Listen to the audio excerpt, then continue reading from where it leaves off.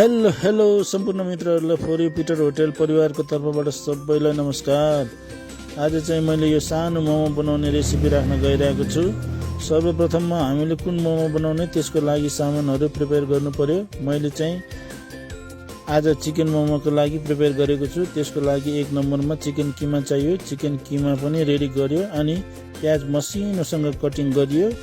मेरोमा चाहिँ स्पेशल म प्याज मात्र मिसाउँछु किमासँग। अरू भनेको मोमो मसला, अदुवा लसुनको पेस्ट, हरियो धनिया, म आफ्नै होटलमा बनाएको मसला, स्वाद अनुसार नुन राखेर मजाले मुस्ने। अब चिकन मोमोको किमा रेडी भयो र पिठो पनि मजाले मुसेर 1 घन्टासम्म राख्ने। अनि त्यसपछि सानो सानो डल्लो बनाउने र आधी घन्टा जति राम्रोसँग छोपेर राख्ने। त्यसपछि मोमो बनाउन सुरु गर्ने।